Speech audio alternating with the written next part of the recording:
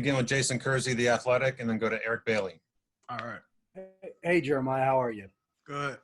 I got to ask about the pass on the first drive that Spencer hit you on. I mean, it seems like he put it in pretty much the perfect place and did it on the run. Can you take us through that play and how good of a pass that was?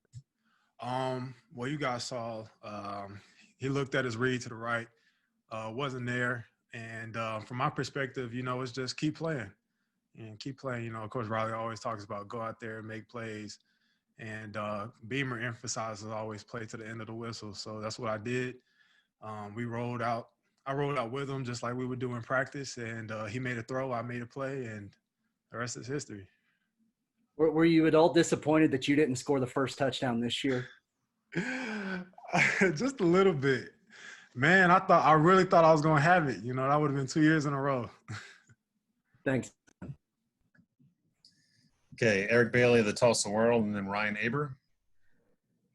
Hey, Jeremiah. Jason really just took a little bit of my question about the first touchdown of the year. I thought that was interesting as well. So, question I just asked Theo just a second ago, a positive test can now mean the loss of 1 or 2 games. What kind of mindset do players have to have when they're taking up to 3 tests a week and then you have to wait for results? Can it be an anxious moment for you guys? Yeah, it can. It definitely can, just because at the end of the day, no matter what you do outside of the facility, there's still a little bit of, well, what if I do have it, we can wear our mask all day long. And 9 times out of 10, if you do the right things, social distance and wear your mask, you're going to be fine. But it can be stressful to a certain extent, especially when you see your teammates missing time and that impacts them, then it impacts the team and as well as yourself. So it's a little bit nerve-wracking, but like I said before, as long as you do the right things, then you're good most of the time. Thanks, Jeremiah. Okay, Ryan Aber with the Oklahoman, and then Joe Bettner. Yeah, Jeremiah, how hard is it to do the right things all the time, especially when you see other students on campus sort of acting normal at times, and y'all aren't able to do that? Well, we're held to a higher standard. We're expected to do the right things, no matter whether it's in the classroom, on the field, or in the facility. It's normal for us to be different than everyone else. It's normal for us to follow the rules, follow the standard that is set by Coach Riley for us. So if he tells us that we have to wear a mask, then it's only right because we know that his kids are wearing a mask. I know that Coach Beamer's kids are wearing a mask. So if they're asking their families to, then it's only right for us to. And for me personally, wearing a mask isn't that hard. We wear it every day during practice, and it's not easy, but we do it regardless because we have something bigger that we want to accomplish. Appreciate it, Jeremiah. Joe Bettner with the Norman Transcript, and then John Hoover. Jeremiah, it seemed like Braden Willis was out on Saturday, kind of paving the way for both you, Mikey Henderson, to board. And I was curious if you could talk about what Mikey Henderson has been able to contribute to this team so far, especially within your position group. It seemed like he had a solid debut on Saturday. Yeah, Mikey's been learning pretty quickly, and he'll definitely be great. He'll be up here talking to you guys one day. But I think he had a good performance for his first game, especially. I know he was a little bit nervous, as anybody else would, but he went out there, he did his job, he worked hard, and I'm proud of him. He's the next one up. Being the veteran in that group, did you take it upon yourself to maybe coach him through that, mentor him through that? Yeah. I try and do what the guys before me did. Carson, he walked me through everything. Dimitri, he walked me through everything. So it's only right. It's that tradition that I talked about last year that I have to carry on this year to Mikey. And so a lot of times I just try and let him play because he's a great player. He'll naturally figure it out. But there are some things, as you just said, that a veteran needs to explain to him, and I try and be that guy. Thank you. John Hoover with SI Sooners, and then Keegan Renault. Hey, Jeremiah. So you talked earlier about the throw, or the catch, I guess, from on the sideline from Spencer. First of all, how good was that throw to do what he did and to put that on the money like he did? Very impressive. And then secondly, I wonder if you could maybe expound on his leadership, his huddle presence, command of the huddle, how he does things at the line of scrimmage, that kind of thing. Well, to answer your first question, the throw, he, like you said, he put it on the money. He put it where either I could get it or nobody could get it. And honestly, when he threw it, I was kind of like, I don't know. But like I said, I just kept playing, came back to the ball, and maybe I could have scored, but it was a great throw, and he'll make plenty more just like that the rest of the season. To answer your second question, I think the biggest thing with him is confidence. As a veteran, everyone on the offense pretty much is older than him. And so we do our part to help and make things easier on him. And I know the one thing that I look for from him is confidence.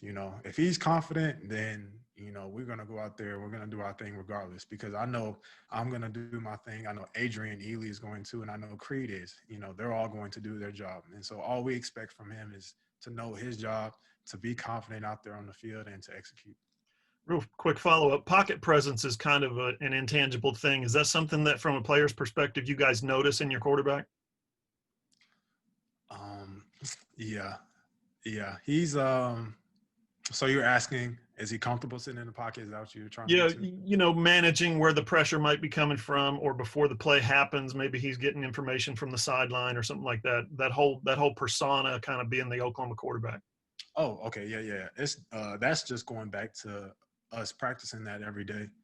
Like I said, Creed's gonna hold it down. He's gonna make sure the line is going to where they're supposed to be.